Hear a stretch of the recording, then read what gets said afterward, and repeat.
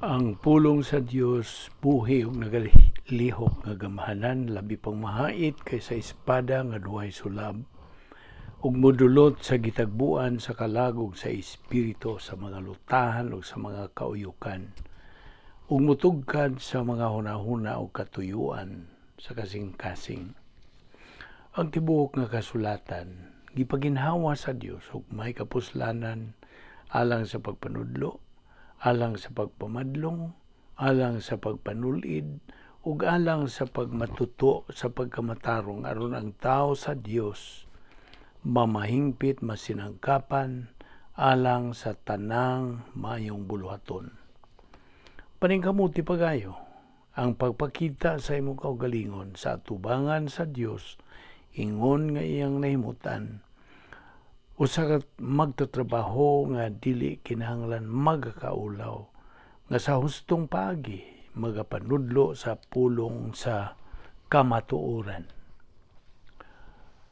Sa dili pa kita magapadayon sa pagtuon sa pulong sa Dios diining adlaw, ikinahanglan ang atong pagsusis tong kaugalingon human niining pipila ka mga bersikulo nga atong pagbasahon diha sa Psalm 121 verses 4 to 8. Behold, he who keeps Israel shall neither slumber nor sleep.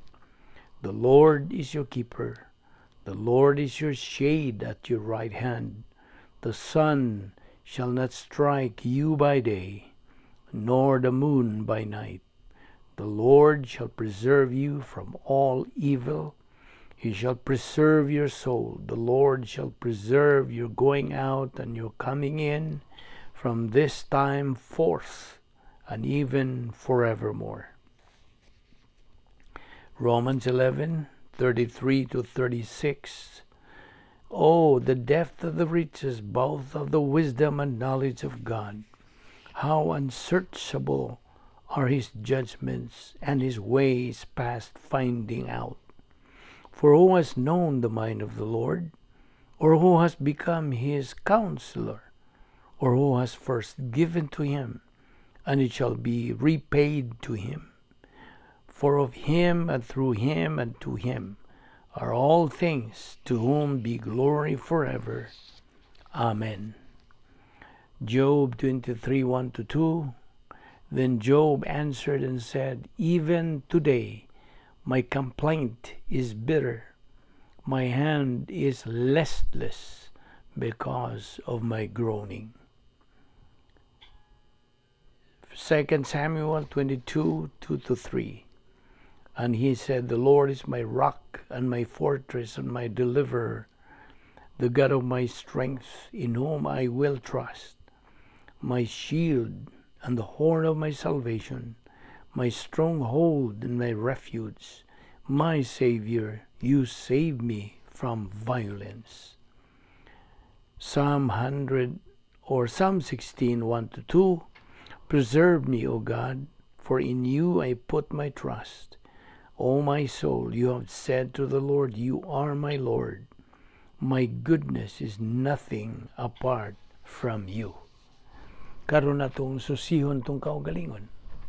Kung ba kita ay mga sala nga nabuhat ni adlaw, atong isugid kining maong mga salang nabuhat nato ning adlaw aron kini dili mahimong babag sa atong pagtuon sa pulong sa Dios. Kay kini mahimo magyud nga barrier, and God the Holy Spirit cannot function his ministry to teach us God's truth. Musa agi kini sunod usab sa mando sa 1 John 1:9, if we confess our sins, God is faithful and just to forgive us our sins and to cleanse us from all unrighteousness. O galang kanimo higala nga wala pay kaluwasan, believe on the Lord Jesus Christ and thou shalt be saved. Acts 16:31. Busa sa hilo magandam tas tong kaugalingon. Let us pray.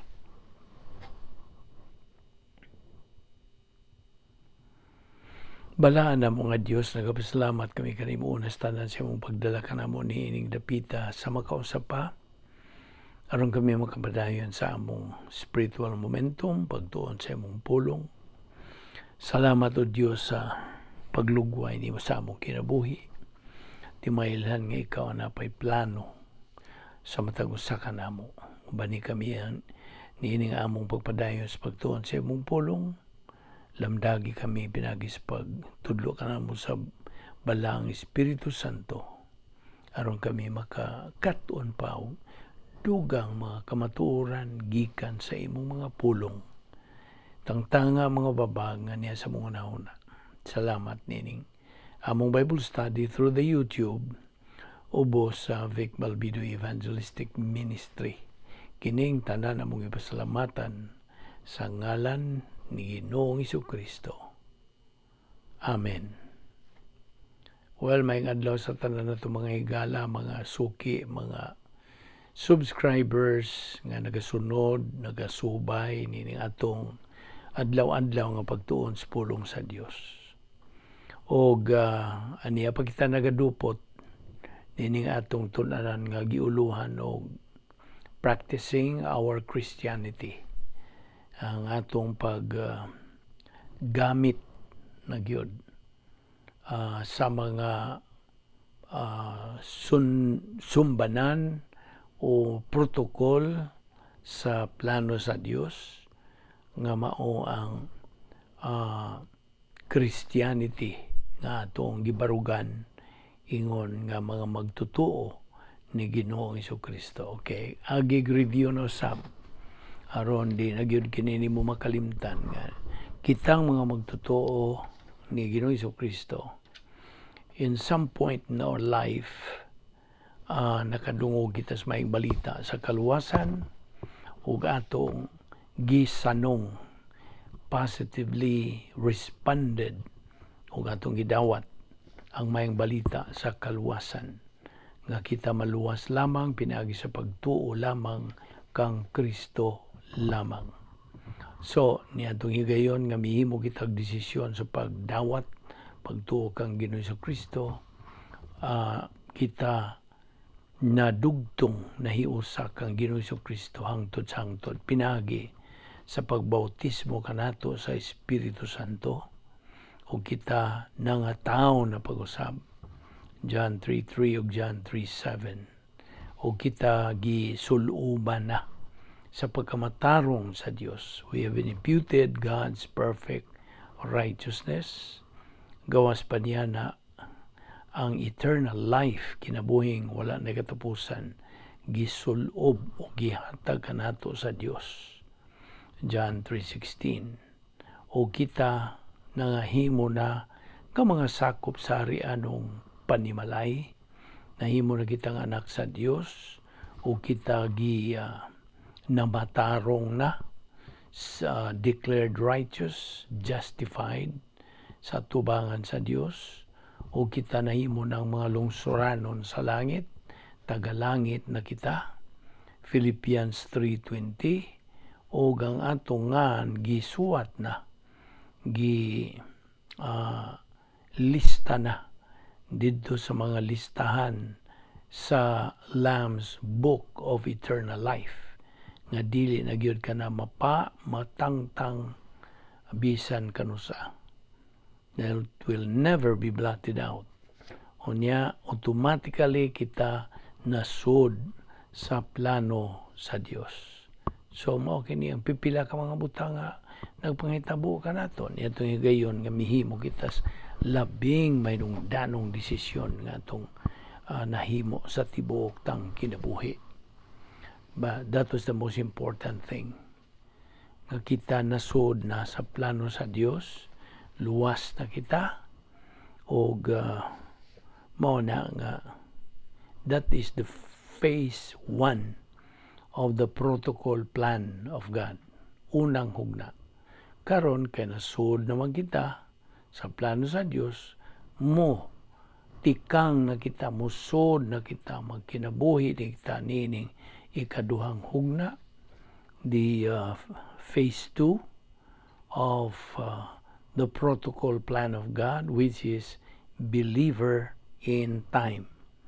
Og ang Dios nagamando sa iyang pulong, pinagi sa iyang pulong, diha sa 2 Pedro, Kapitulo 3, versikulo 18. 2 Peter 3:18. Grow in grace and in the knowledge of our Lord and Savior Jesus Christ. Grow, patuboon. Unsa patuboon? Ang atong kalag. Unsaon pagpatubo? Pinagis pagtuon, pagdawat, pagtuo, paggamit sa pulong sa Dios. Maura ka na ang paagi nga motubo ang atong kalag. Pagtuon sa pulong sa Dios sa adlaw-adlaw nga paagi on a daily basis. O kita moagi sa tulo ka mga ang-ang, the 3 levels of spiritual growth. Espirituhanong pagtubo, naguna kini ang pagkabata nga magtotoo. Baby believer. O niya kung kita magapadayon sa tuon sa pulong sa Dios, nagatubo kita. We are now advancing. O makabot nato yung kaduha nga hugna, which is unsa man ay kaduha. Ang ato ng pagkahingkod, adolescent believer. Adolescent stage. O padayon gihapon sa atong sibog sa unahan in our spiritual momentum, hangtod makabot na ginato ang ikatulo o kinatumyan nga hugna sa protocol nga plano sa Dios, which is spiritual maturity, espirituhanong pagkahamtong. So hamtong ta o mao kana ang that's the very stage where we can have capacity for life. Na natay katako sa pagkinabuhi, katako sa pagdawat sa mga panalangin, katako sa paghigugma, bisan gani sa handle any situation or circumstance in life. Kay ana naman kitay capacity for life. That is the sonum bonum nga diin kita gitawag na og mga invisible heroes. Ana na kita sa higher ground o kita na sa pleroma stage. Mao kini ang mga synonym og nakakabot na kita niya ng maong ang nga diin ang Dios mahimaya na sa iyang kaugalingon. God, only God can glorify God. O tungod sa atong nakabot nga pagka-espirituanong pagkahamtong, diha makahimaya ang Diyos sa Diyos. Kasabot ka naman niya na, ako ka naman ipatinawan bahin niya na. Dili kita ang makahimaya sa Diyos. No. It's God who glorifies God. Pinagi sa atong pagabot niya ng ang spiritual maturity.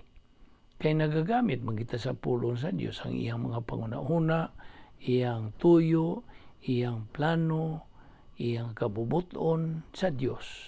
Pinagi sa itong pagtuon sa pulong sa Diyos adlaw-adlaw. So, mao na kini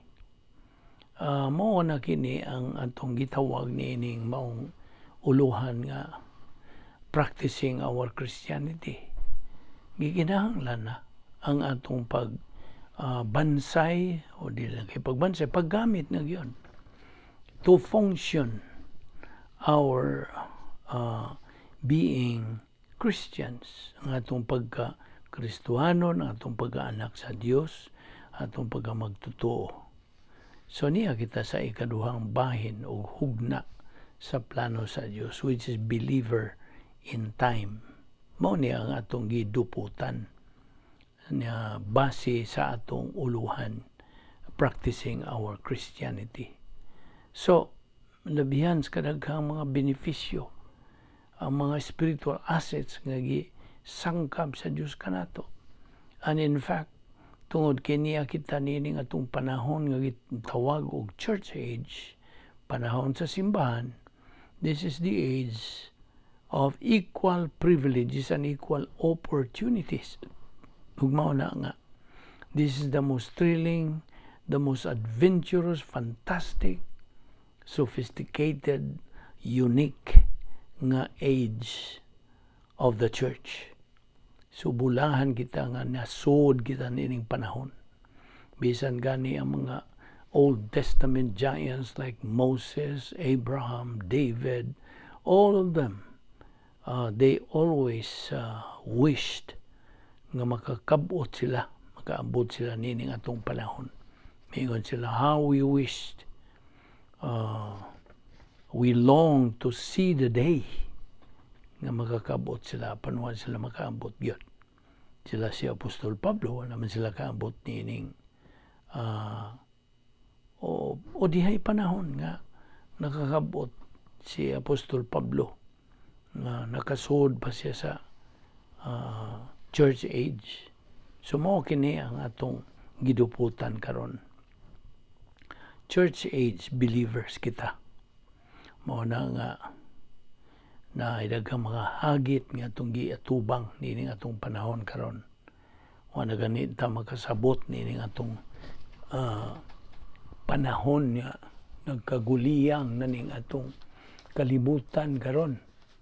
Di na makasabot ang mga daghang duot sa mga katawhan karon.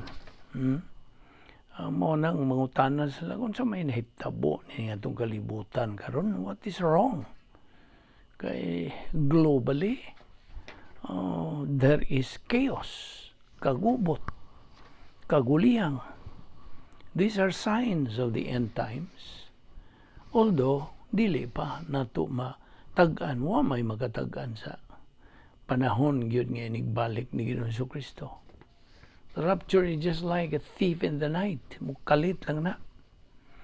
Og ni ang atong nakita magyud kini, saksi magyud kita base sa mga balita atong makita sa TV, madungog sa radyo o sa internet o kung sa padihang mga social media nga atong gipahimuslan karong panahon na kita na itong mga bulkanang buto, mga kanang linog sa daghang mga nasod, ng mga tsunami, na mga pinusilay, may asang dapita, hapit na madungog ni mo, hapit na kanadlaw, ay mga pinusilay dito, mga mall baron, mga eskwelahan baron, mga simbahan gani mismo, mga sinaguga, mga mosque, dili na kasagaran na ay mga unos, bagyo, hurricane nga, unusual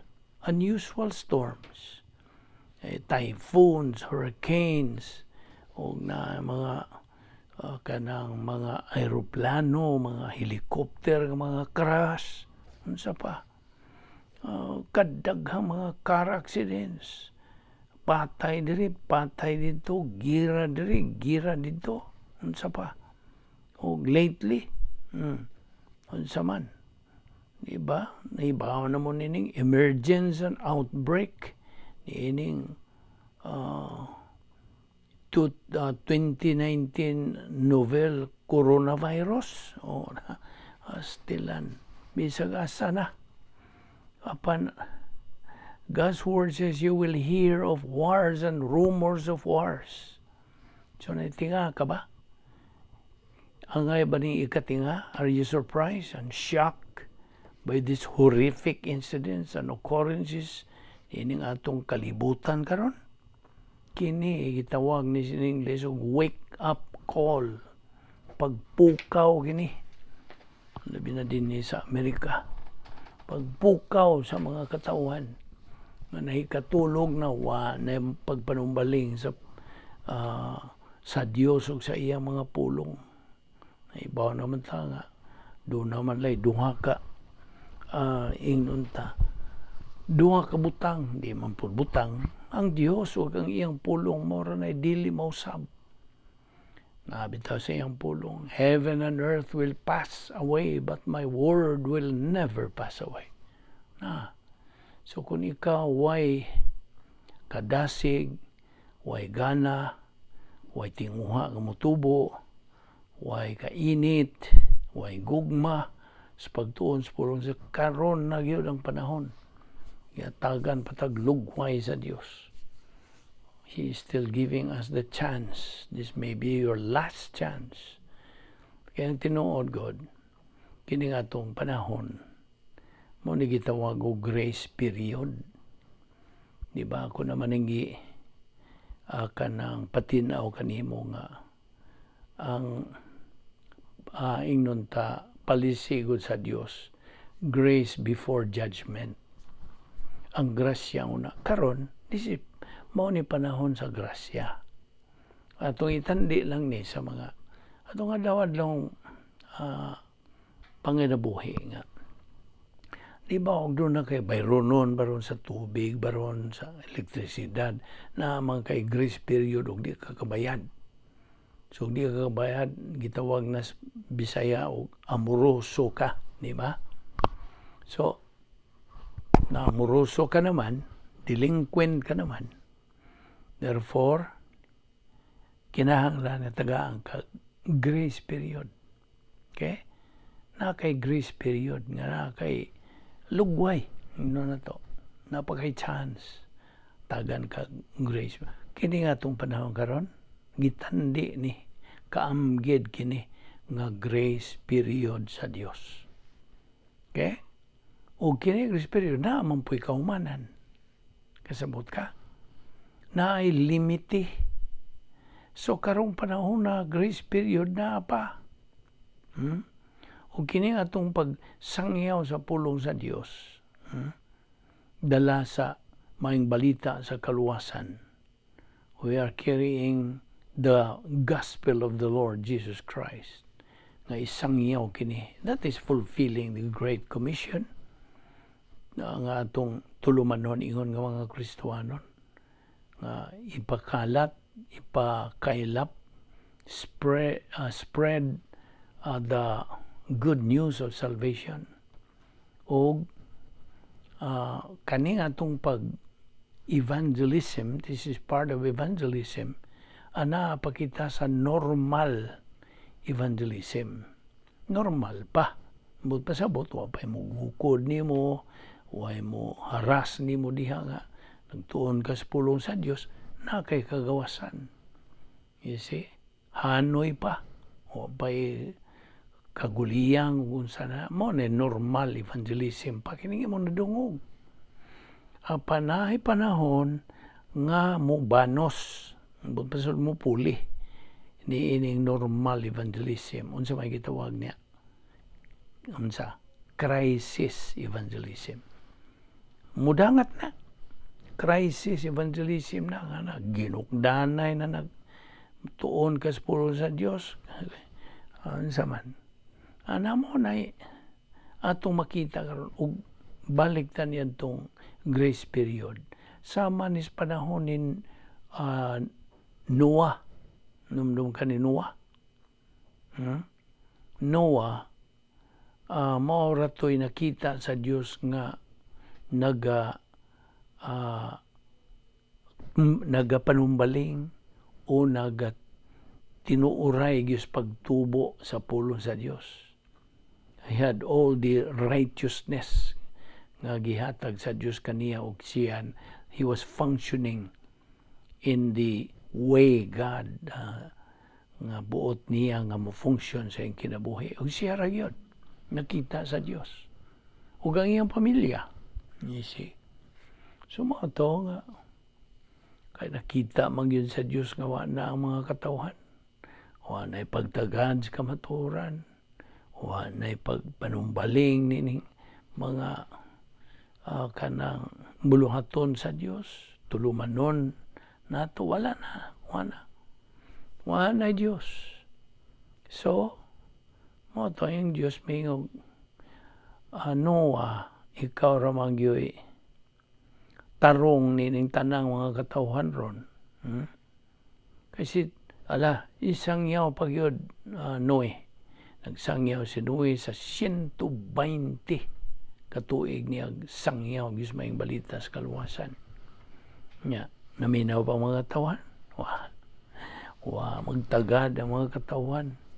Ila pa ganing BI ni si Noe itong panahon na. Labi na kay patukod yun siya sa Diyos og barko, ang arka dito sa ibabaw sa bungtod pag yun gipa tukod ning samot ang mga katawhag unsa ba ni Noe na luko-luko naman tayo ning unsa mo na pag lutaw ng iyang arka tukod mao na tandi ka na nato sa karong panahon na ipagsangyaw sa mayang balitas kaluwasa yangi mo unsa mo kanang yamid. I think that's the right Visayan word. Muyamid lang ang mga katawhan. Wala. Negatibo yun. Why? Pagdawat, salikway yun nila. At itong panahon na ni Noe. So, moto nga, sige lagsangyaw si Noe. Kutob sa iyang mahimo. Hangtod nga, nahuma na yun 120 katuig, mingon ang Diyos Noe. Nahuma na, ang akong limiti. Sirhe na, kanang maong arkasod na mo. So, pila raman yung sod. Si Noe, asawa ni Noe, tulo niya kanang anak, malaki, o tulo pod ka mga binaji. So, pila naman sila? 8. 8 ray na nood sa maong arka. Sod sila sa usa ka pultahan nga naga-representar kadto kang Ginoong Hesukristo. Mingos Ginoong Hesukristo, I am the door. He who enters in will be saved. Ano? So, sod silang 8. Sila ray nangabuhi. Tanan ng mga katawhan nga lumos. Mautoy judgment sa Dios. O karong panahon na paminaw gitandi gininatos panahon ni Noe nga ikaw kundi ka magtutuo dili ka wa ka mudawat sa kaluwasan karon wa ka makasud niya ng pultahan nga bugtong pultahan. The only door is the Lord Jesus Christ. Mao na nga siya nagpakamatay tungod sa atong mga kasalanan dito sa cross. Tiya mo na, bugtong anak sa Dios nagpakamatay aron mo bayad sa atong mga dagkong utang sa sala. O niya, mao katoy pagpakita sa tumang gugma sa Dios, dakong gugma ngadto sa kanimo. I'm talking to you personally nimo nga di magtotoo. Nga miingon ang Dios, tumuo ka kang Ginoong Hesus ug ikaw maluwas. Na kung imong talikday mo kanang balibaran, imo kanang isalikway din, you know the consequence. Eternal judgment may resulta. Believe on the Lord Jesus Christ and you will be saved. John 3:36, he who believes in the Son has life, na ay kinabuhing dayon. He who does not believe in the Son does not have life, walay kinabuhing dayon. But the wrath of God abides on him. Inunuan ang kapungot sa Diyos magapabilin diha kaniya. Nawatay mahimo niyan. Ugway laing manluluwas si Ginoong Hesukristo ra. Na diha sa Acts 4:12. Neither is there salvation on any other under heaven given among men whereby we must be saved. Klaro man na kayo. O niya, tingali mo nga tarungan ka, nga pinulusupo nga sagdilang daghan man pud mi. Katawanan kay na mga tarungan ng uban sagdilag daghan man pud mi. Okay, naman sa Mateo 7:13 o 14, Matthew 7:13-14. Unsa may gisulti niya? Wide and easy is the gate that leads to destruction. Many are entering into it, but the road is narrow and the way is hard that leads to life. Only few find it. Tinood yun. Daghan ang nagaagi niya ng gangaan ngadto sa kalaglagan. Daghan. Majority. Mao na pagtubag sa imong pangatarungan sa dilangay daghan lagi. Diyutay ang iha sa Dios. Ibaw ka ang iha sa Dios sa in English gitawag lang na remnants. Unsa buta sa butog remnants? Salin. Ang iha sa Dios mga salin ra. Wa magkinahanglan ang Dios og daghan. Mabitaw nagbasi kung bahin na gani mga Bible study ingon ini. Pila ra ka lugas ang iya sa Dios nagmatinud-anon. You see, awa mo puto magpahambog ka kita ra ang but pasabot gipagkitaan ka sa unsa tinuod yung kahimtang. Ang tinuod kahimtang ang iya sa Dios gamay ra remnants. Unsa may mong piliyon? Ang tubag remnants o katong daghan? Mao na ang atong buti pasabot. We are now in the end times ingnon ta kanunay man adlaw mo ni end time mao na karong panahon na gani ingon des pulong sa Dios nga kanang you have to purchase time, lukaton nimo ang panahon, purchase the time because the times are evil. Kinahanglan imong paliton kini nga atong gibuhat sa maranis nagpalit tas panahon. We are not wasting time, we are making the time. Just imagine kini nga atong gibuhat nga this is the way of kanang following God's will sa iyang tugon, iyang mando, iyang kabubuton, iyang plano. Ang kita magtuon siyang pulong sa adlaw-adlaw nga paagi, dili sinimana, dili binuwan, dili tinuig, dili kay ganahan lang. Adlaw-adlaw. You see? Consistently, persistently, padayon kita sa pagtuon sa pulong sa Dios. Wanay undang kining ato na bitaw kang giingnan. Saan taman? Umantay. Unsa, di man ta makausab nini atong policy. The policy is we have to study God's Word on a daily basis. Ano mang daily basis man.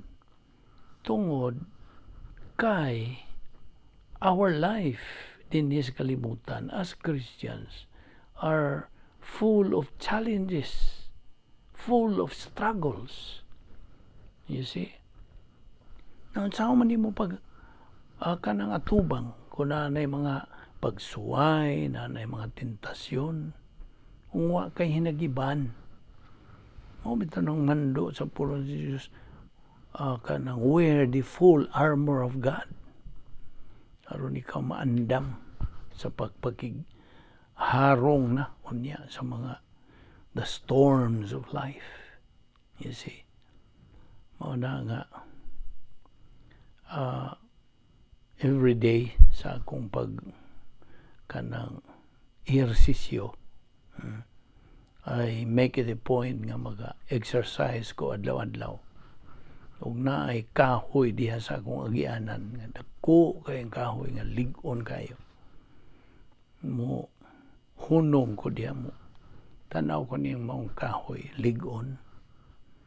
Ug magampo ko sa Ginoo nga Lord, kini kahoy lig-on na kayo bisan pag huruson ni kinad kusgan nga unos o bagyo o hurricane di magini matarog tungod siyang kalig-on.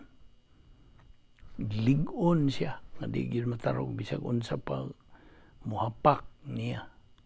Ang focus Ginoo nga unta maingon ana po ng akong paghigugma, paglaom, pagsalig diha kadimo. Ingon ana unta ako kaligon. At tagilan ko kadasig kanunay sa pag sibog na tusunahan. Keep on advancing. Keep on keeping on. Nasama niya ng maong kahoy nga labihan sa ligon na gayon. This is my prayer, O Lord. Muna nga, maghahatag kanimo ka nagkaligon gyud. Pan gamiti sa iyang pulong nga imo nang nakatunan. Kaya ako nakagiingon nga studying God's Word is one thing, but applying God's Word is another thing. May imong tuon kas puro labi hawagi hunong apan o man kamutuo o man nimo dawata ang sa na pagmetabolize sa Espiritu Santo. And you know what we mean. Metabolism is ang paggaling na.